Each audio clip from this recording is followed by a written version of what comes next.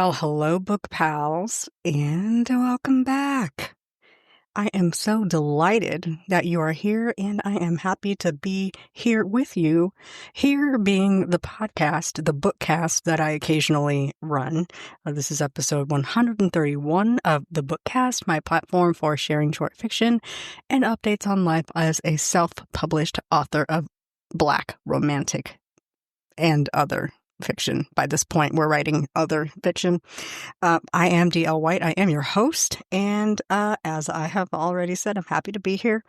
It's been, I skipped last week because while I do like the sound of my voice, I occasionally don't have anything useful enough to drag myself down the hall into the closet and plug up the old computer and microphone to record an episode. So sometimes, I'm just hanging out and I'm like, I don't feel like getting up, so I'm not going to. And I don't. But I am here. It does mean for a packed catch-up episode, and I don't think today's episode will really be packed, as it were. I thought we could just chat it out because we are heading to the down-ish point of the year. I have wound down a whole lot. I've wound down writing. I'm done writing for the year, I have decided, which means I'm reading a lot, and fourth quarter at work is a monster. So it's basically 2 months of work it's basically 3 months of work in 2 months, because most of us take a lot of December off. At least the higher ups take a lot of December off. And so all of our meetings and such have to be pretty much done in like the first week and a half of December. So it is crunch time right now. It's also 2026, not planning, but routines time. All that planning has been done, but the person that schedules the routines, all of the prep meetings, all of the internal and external and debrief and content review meetings, you're looking at her. So I spend my days basically in canvas mode, looking for times when very important people have mutually free. And so not only within our organization, but also our external partners. So I'm very busy in Q4. A lot of meetings I have to schedule, like over 100 meetings I have to schedule for 2026. And the good news is I'm almost done. So that's fantastic. I have that big multi-day meeting. The big meetings are scheduled, but the supporting meetings, the 2 internal meetings, the external meeting, the debrief meetings, those all have to be scheduled, but the dates are mapped out. I just need them to match with my chair and co-chair schedules. Isn't this riveting? This is wildly exciting, but like nobody else understands. Nobody cares. So I'm talking to me right now.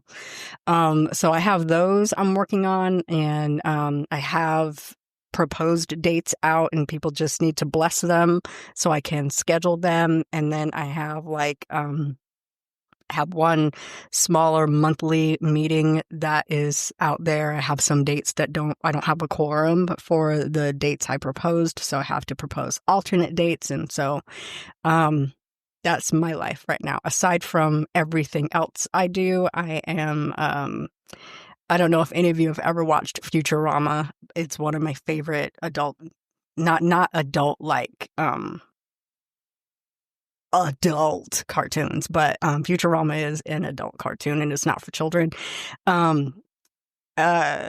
It's a cartoon set in like the year 3000 from like the late 2000s, and there's a character they call Jor-El, Master of Scheduling. He does all of the Planet Express scheduling. I don't know. I'm not making any sense. If you watch Futurama, you know Jor-El, Master of Scheduling. That is me. That's what I call myself. So people are like, "Hey, Dom, what are you doing? Master of Scheduling today. What's up?" So that's work. And when work gets really busy, everything else kind of just falls away because there's no such thing as work-life balance. It's work or it's life. So I don't know what to tell y'all. The myth of work-life balance is that it's work or it is life. And right now it is work. So I decided I was going to name this episode So the smoke detectors work because I need to talk about my little mishap with candles this week. So y'all know I bought a new house. I'm very happy with it, even though Amazon can't read addresses and they dropped some of my stuff at the house across the street and I had to like tiptoe over there and like ring their doorbell and be like, hey, I'm going to return my packages. Don't call the police, okay? So house is awesome. And I have bought some decor that I'll talk about a smidge later. I have these candles that I bought. I love candles. I love to burn candles. I burn them winter, spring, summer, fall, but mostly in the winter because I like a cozy atmosphere. And I normally only will burn a wood wick candle. It's it's a candle that the wick is wood instead of soy or string or whatever it is they put in there. I will burn a string candle depending on the candle company. If you gift me a candle and it's only string, I will burn it, but I buy myself wood wick candles. So I have this candle I bought that burns really hot and like very smoky. And it's several months old and I forgot about that part. And I normally only burn it for a little while just for like some ambiance and to put like a scent in the air. It's like a very hearty vanilla musk scent that I love. So the other day I'm like, oh, I'm going to light some candles. It's kind of like dark and moody outside. I light some candles and I'm going to read. So I'm kicking back and my candle's going and I'm like, listening to an audiobook and playing a game on my phone. And it's just like a cozy, like relaxing day. It's the day that I always dreamt about when I thought about what life was going to be like when I bought my house. And it's just lovely. And then beep, beep, beep, my smoke detectors start going off. And I'm like, oh crap. I had forgot about that candle and it was burning, friends, burning. And it was smoking. And of course, it's burning right by the smoke detector. So I hop up, blow out the candle, and I open the door and I start like waving the door so that it clears the smoke and the smoke detector stops. The thing is that my alarm system is wired to the fire department. And so I don't know, like when the smoke detectors go off, does it call the fire department? And like how I don't even, honestly, I don't even know how it works. I bought it that way. The house comes with the system. And so like, I suppose I should know that stuff, but I think I have to like actually pull up the app or go to the display and like press the fire button. But I was so scared that the fire department was going to show up at my house and you get charged if it's a false call. So I pull up the app and I look and I see if it's like detecting anything. Is it making any calls? Is it sending the fire department? I go downstairs to the display and I look at it and like nothing's activated. Nobody's been called. Nobody's coming to the house. Phew. So I haven't burned a candle since then. That was a few days ago. No more candles for me. We're done. That candle's done. So I'm gonna go ahead and like dispose of it. It's almost done, actually. It was kind of like at the end where it's all just like, wax and handle. And because it's a wood wick, it's gonna burn every bit of wood until it's done. And it just happens to be a particularly smoky candle. So phew. So that was fun. Speaking of the house, we're nearing up on the holiday season. It is not yet Thanksgiving, and so I have not decorated yet, but I'm getting ready to decorate. So I did, just buy a house, and I was previously renting a room, and I was not much of a person that decorated for the holidays, and my housemate would spend Christmas in Nigeria traditionally, and so she wasn't ever home either. It's only like the last couple of years that she would even get a tree. And my boss buys her staff a wreath every year, and so the last 2 years we've got a wreath to put on the front door, but we weren't really big into decorating the house for the holidays. So since I have my own house and the neighborhood seems to be like, all festive, like a few people have their, fall stuff up. I got like a really pretty fall wreath on my door right now. I thought, it's been probably 30 years since I decorated for Christmas, because I got rid of all of my stuff when I left my hometown and I drove to Atlanta in 2003. I moved to Atlanta in 03. I got rid of everything except what could fit in my car, and I drove down here in 3 days. So,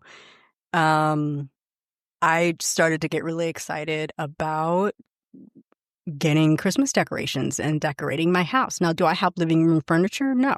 I don't have a carpet. I don't have furniture. I don't have TV. I don't have a TV stand.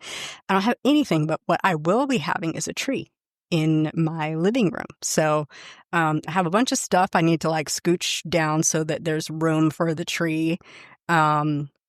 And I'm very excited about this. So I wasn't expecting my tree to show up until next week. I got like an 8-foot tree. And it looks pretty full from the website I ordered it from. So we'll see. And I wasn't expecting it. It said it wasn't going to ship until like the 19th, but it showed up today.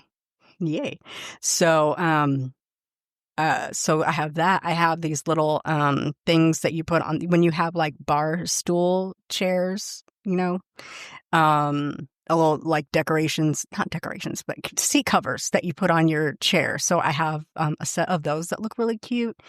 And then I got decorations, ornaments and beads and lights. I don't like the traditional bulb Christmas lights. I like these little round pearl lights. And so I found some really pretty ones.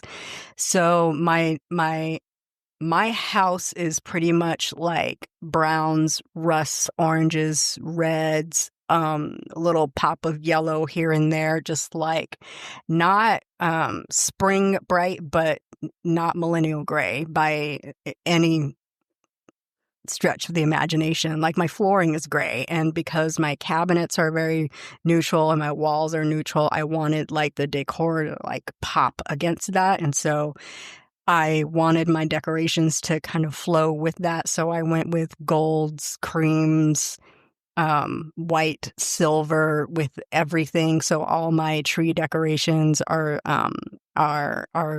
sort of that theme.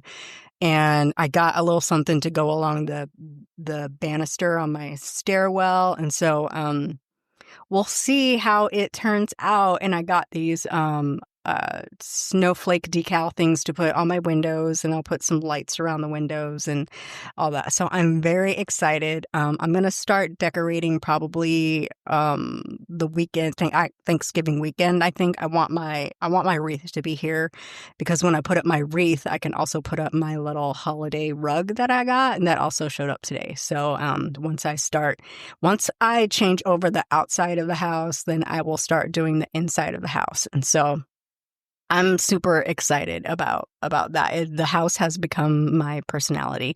So still absolutely love it. It's it's nice, just nice to have my own space. I have filled an entire house with what used to be in my bedroom in my old house. So that's what's really funny. So all of that is out of the way. I just wanted to like do a little catch up with, personal stuff going on. My ankle still hurts, but it's not too painful. It's very slowly healing. I mostly try to spend the weekend off of the ankle. It's just kind of achy right now. And, going up the stairs is fine. Going down the stairs is difficult. Something about the way my leg bends. It's still very sore there. The ligament is still not happy with me. So that's what's going on with that. Reading wise, I'm having a ball. It's November. It's Nonfiction November. And I will say this is probably the first nonfiction November that I'm truly enjoying what I picked out to read. And I feel like in previous Novembers, I have allowed myself to be swayed by people saying what people should be reading for nonfiction. Like it's always like, self-help or some history or like somebody's biography. And I don't begrudge anybody who's interested in anything like that, but that's just not my bag.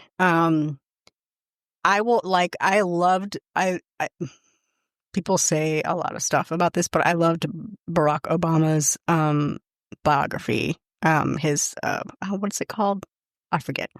I'm not looking it up, but like the big tome thing, and he's working on volume 2. I loved it. I listened to all 18 hours of it. I loved that glorious voice in my ear for 2 work days. It was just the best.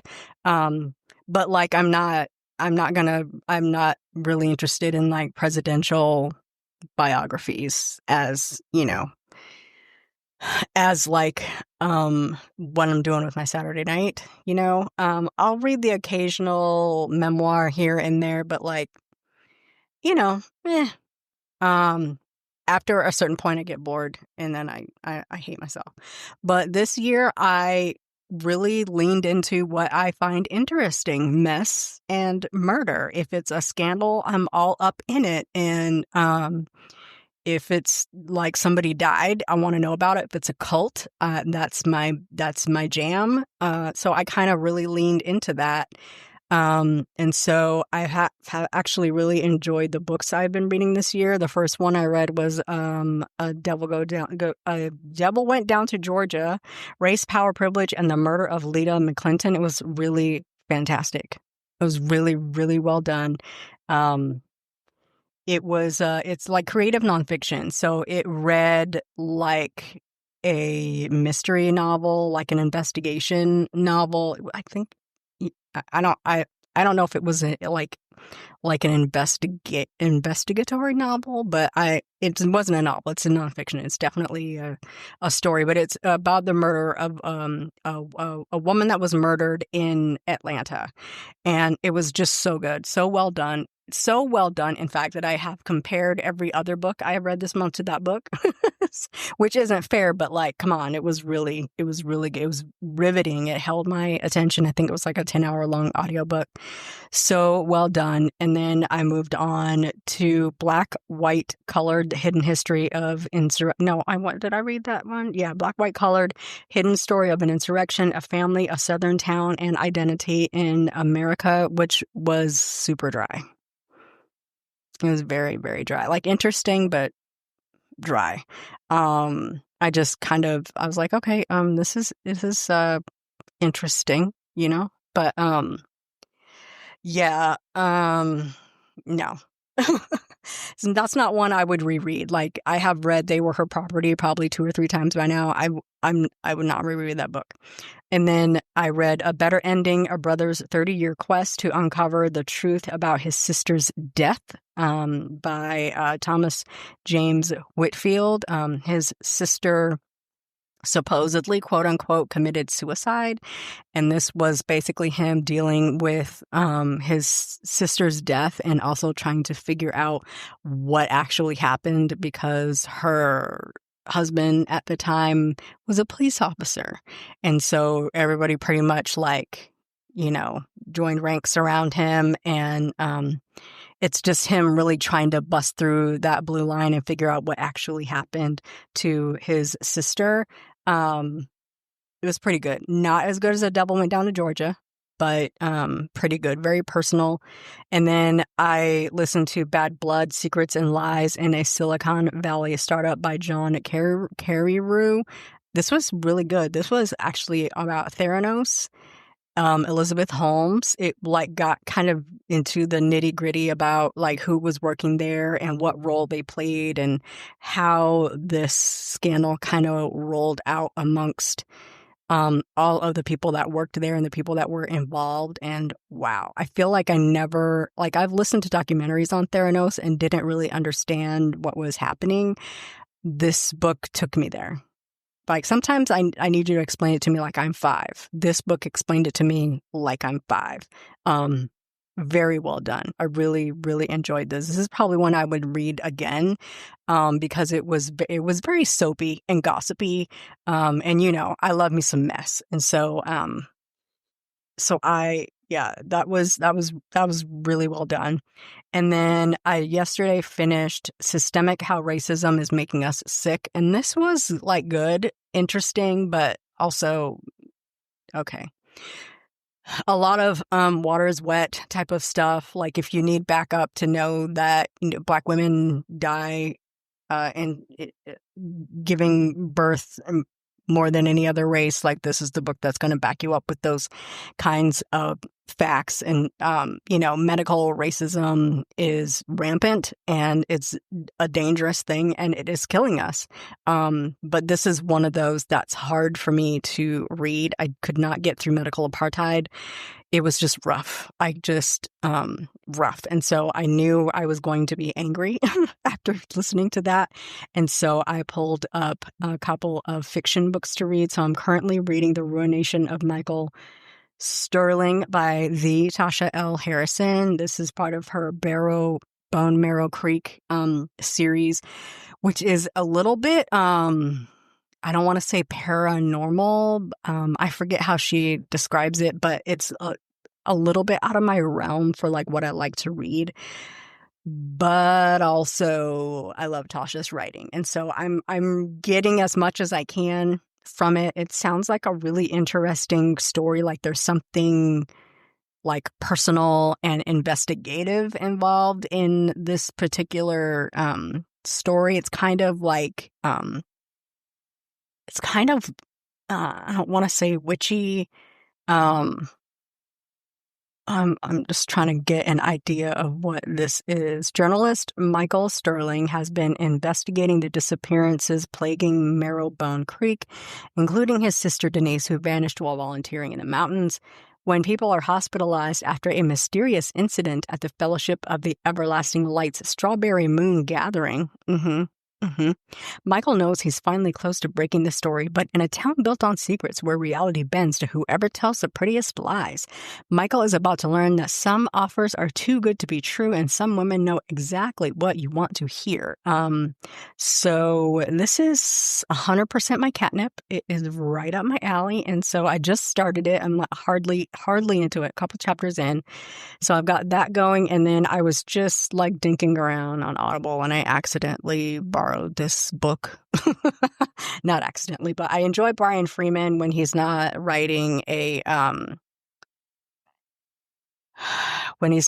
Jason Bourne book, because I don't read Jason Bourne books, but he had a new book that came out in October that looked really good about a private investigator that's looking into a woman who wants to find out who she is. So excited about that. So those are the two books I have going. I'm 6 books into the year and I'm 1 book ahead, I think I said. So I'm sitting very pretty right now. I'm doing a lot of reading right now. Like I said, I'm done writing for the year. I'm not done editing for the year. I put out Decorative Board Season at the end of October, beginning of November. I think I put it out like November 3rd. It is just a little fun thing. I like to have something seasonal and sappy and steamy to put out. It's a very light touch. So I put that out. I am not really looking at sales of it because I don't care.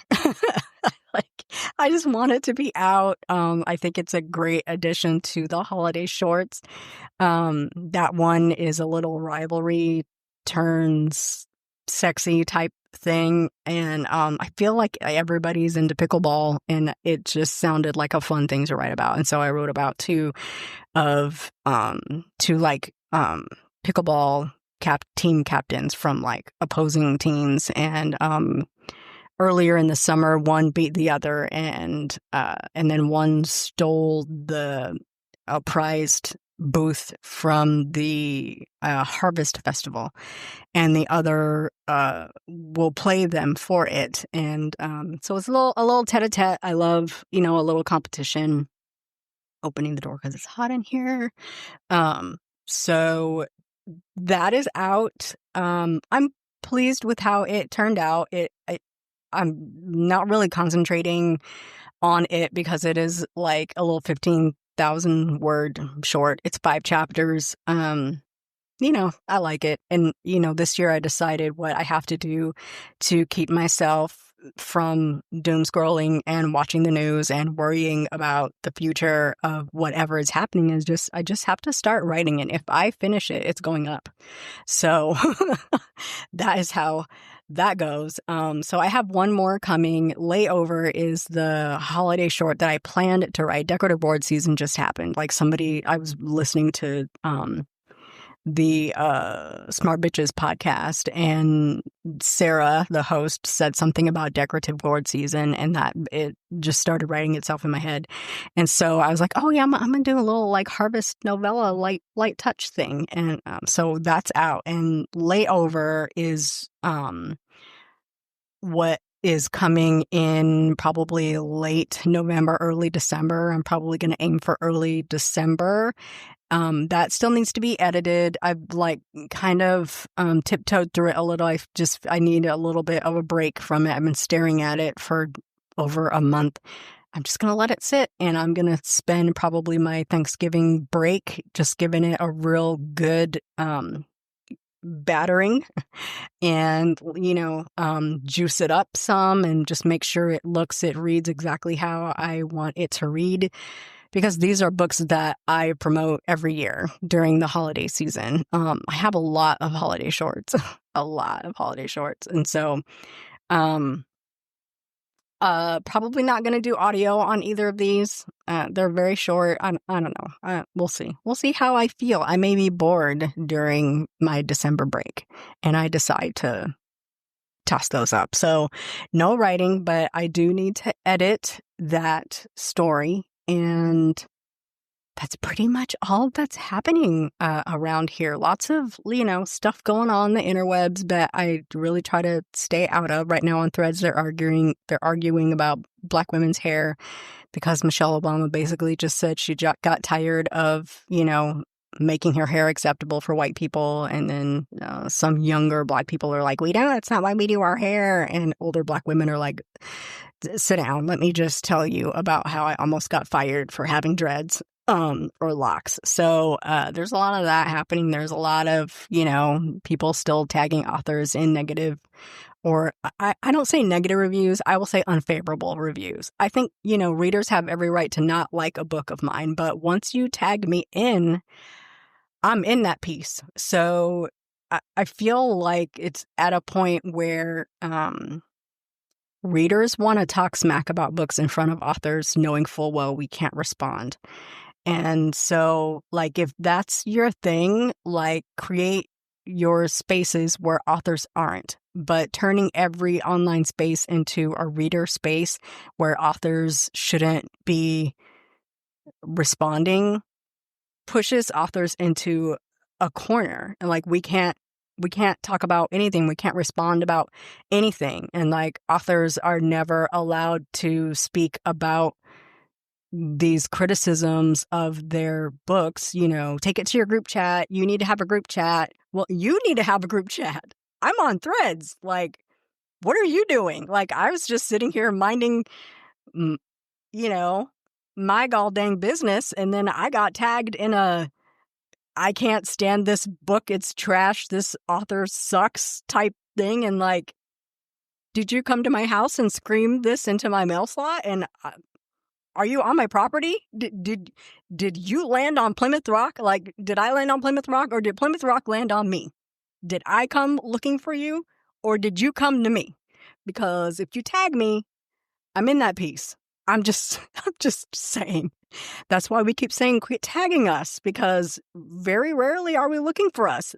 But if it pops up, like, I'm here, like, Anyway, discourse, lots of that going on. I kind of am not offering an opinion on that, except for like that little 5-minute rant, because I don't have the energy for that. I just don't have the energy for all of that.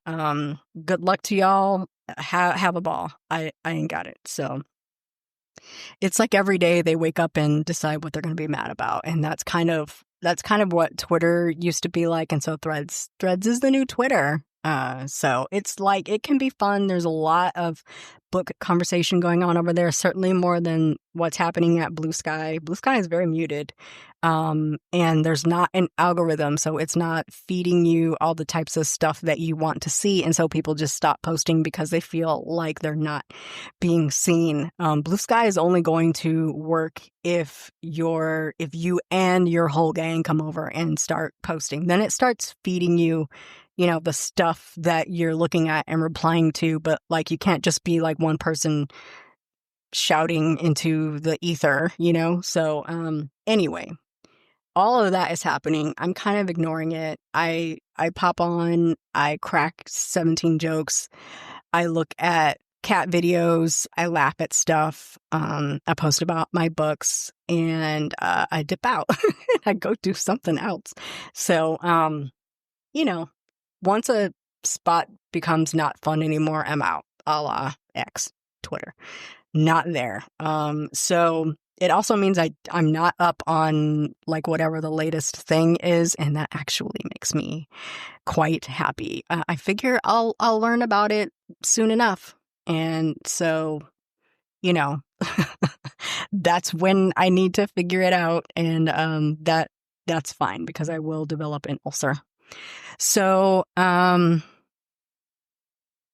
that's pretty much all I have for this week. It's a chill check-in, just a little catch up on everything going on, in my life, in the books, out of my books, in the writing cave, and the editing cave, and the podcasting cave. All's good over here. I'm generally happy. So I am, I'm super excited about Landman. It's the series set in Texas about the oil industry. Billy Bob Thornton is in it. Demi Moore is in it. John Hamm was in the last season, but don't quote me on this. It's kind of a spoiler, but I don't think his character is in this season for reasons.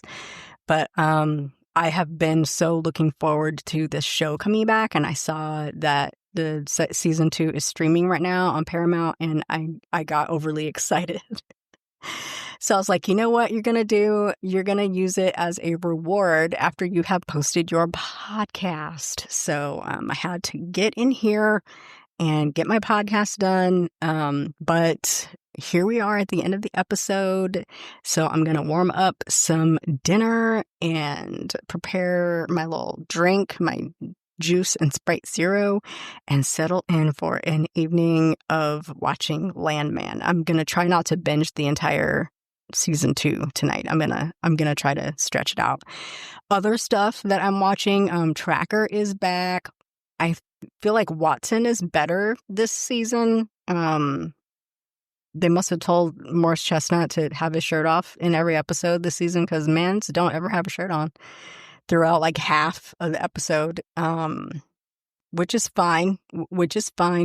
Also started watching Sheriff Country, which is also on CBS. So I feel like CBS is really coming with the good like anti-shows, and I'm okay with that, considering they canceled my favorite, Equalizer. Speaking of Equalizer, Queen Latifah was on this week's episode of the Reliving Single podcast. I have watched it 3 times. I've watched it 3 times. I love her. I love me some Dana Owens. Someday I'm going to be able to meet her. I just love her. Anyhow, that's it for me. I'm hungry, so I'm going to warm up some dinner and sit down for my show and edit this podcast. I am truly, truly excited that you have dedicated this amount of time to listen to me ramble about things. Thank you so much for being here. Be sure to check for show notes, booksbydlwhite.com/bookcast/131. Full show notes, links, etc., and a transcript will be up there. It will also be up at my Substack, authordlwhite.substack.com. One thing I forgot to mention, that Black Readers Appreciation Week was last week, and y'all blew it out. I got I guess 1,200 downloads of free books. And for the first year ever, we did also free audiobooks. And so that was really fun. So thanks to everybody who joined up, who might be listening for the first time because you found my books in the event. I hope you enjoyed them. And if you did enjoy them, don't forget to shout out a good word at your favorite retail site or Goodreads, Storygraph, Fable, what have you. Keep spreading the word about books by D.L. White. That is going to be it for me. Thank you so much for joining me. Booksbydlwhite.com/link in bio is where you can find all the important links and announcements. And you'll also find a link to the Bookcast, my Substack, my book purchasing site, all that good stuff. That's where you'll find that there. You have yourself a pleasant week. You hear me? Find a good book, put it into your face, stop doom scrolling, stop watching the news. You'll figure out what you need to know eventually. That's my philosophy on life. Thank you so much. Have a superlative week, an even better weekend. We will talk to you next week.